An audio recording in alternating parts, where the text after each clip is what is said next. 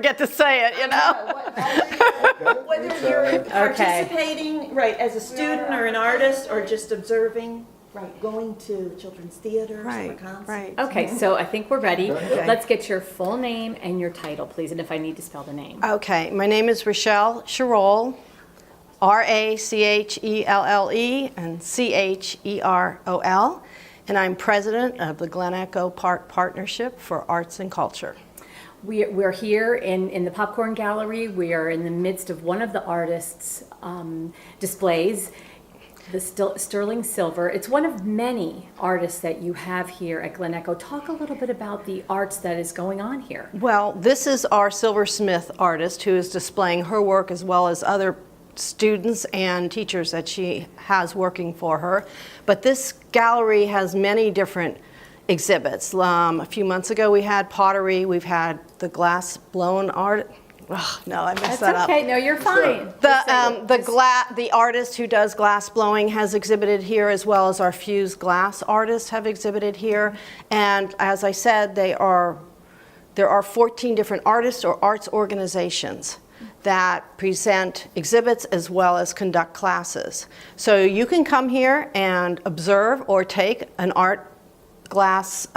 fused art glass class or art blowing class. You can come and take a painting class. You can do pottery, and then you can also participate in the dance program that's here. You can take tango lessons, contra dancing, swing dancing. I mean, there is just a wealth of activity going on here 7 days a week. We also offer children's theater, both puppet and live theater performances by professionals. And of course we have the historic Denzel Carousel, which everybody loves to ride. So I think it is such a unique environment because you have all these different things in one place. It's easy to get to, it's easy to park, and once you're here, you either can take a class or just observe classes and artists. And I can't think of a more special place, and I think we're very unique and probably one of only a few in the country, if there is even another one. We get hundreds of thousands of visitors every year. We have 50,000 people attending our dances. We have at least 4 or 5 free family festivals every year. We have holiday parties. We have lectures for people. There's just something always going on. Okay, I'm in there for you for 1 second. I did too much. No, you're fine. Just look at me a little bit more when you're talking to me. Yeah. I have another question. Right. So you said there are 14 artists who are here who display and hold classes. Right.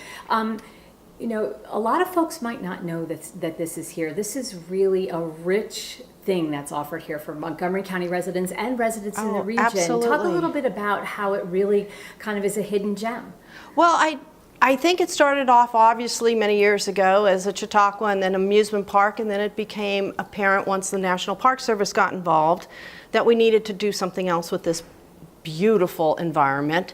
So they ended up having many artists come here and ask, I think, to even be part of the place and if they could set studios up. So it's just evolved over time, and over the last 40 years or so, we've had more and more artists join us. So that is why we are able to offer so many different classes, or people can just come and look at all the different exhibits that are here.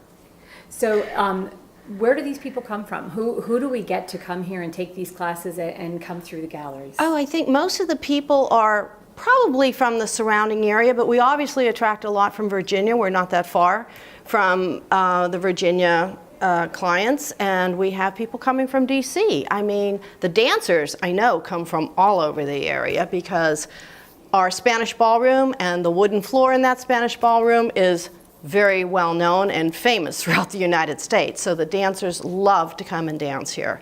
The other people, I think, word of mouth. Once they find out that maybe a friend has taken a class, or they've come to our summer concerts or our Friday art walks that we have once a month, I think the word has just spread, and we are getting more and more people from more areas that are willing to travel here, and it's really very easy to get to. It's not hard.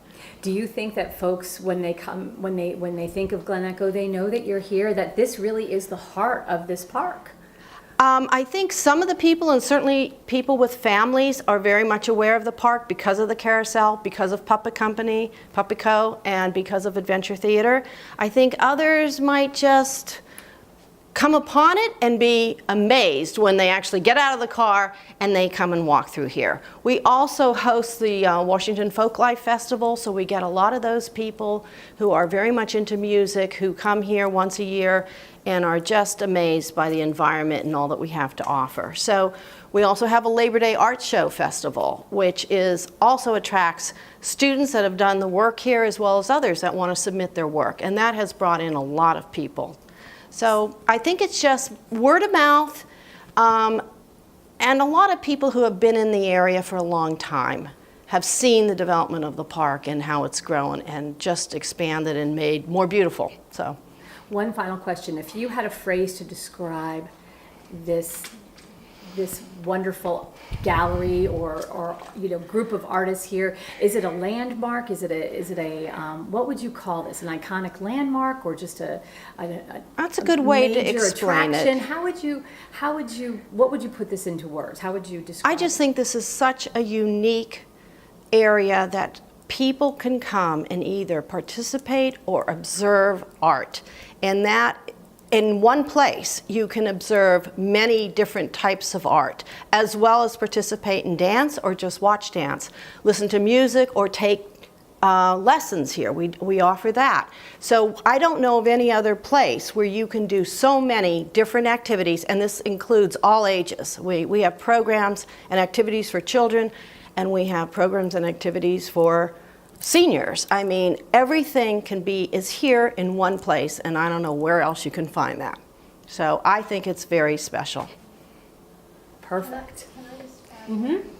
You did great. No. Yes, she's great. I'm too Italian here with the hands. No, you're great. No, but you got a little bit, just at the beginning, you got a little hiccup. Yeah. And you were starting down one path of talking about this gallery and what was Yeah, here. when she asked And me. then you took off in another direction. And all of that was good, but I would just pick up with, Yeah. this is only one example of our exhibit spaces and maybe name a few Okay, that's a others. good idea. Good idea, because Okay. I could use Stone Tower. Right, and if you did and name upstairs. a few others, in naming them, you would mention one that we hadn't mentioned in terms of a type of art, a medium that's here, and that's photography.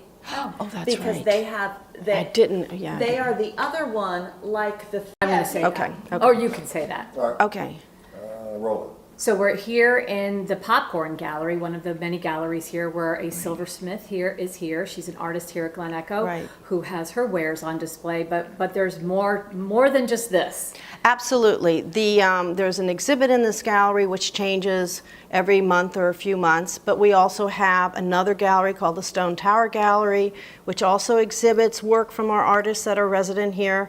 We also have a gallery on the second floor called the Barkview Gallery, and then our darkroom and digital photography artist or group of individuals have their own galleries called PhotoWorks, and that is an exhibit that changes all the time with both the teachers and the students' artwork. So there are 4 galleries here, in addition to the fact that our art glass people and our potters also have showrooms or space in their own galleries which exhibits their wares. So there is a lot to see when you come here. That was great. I don't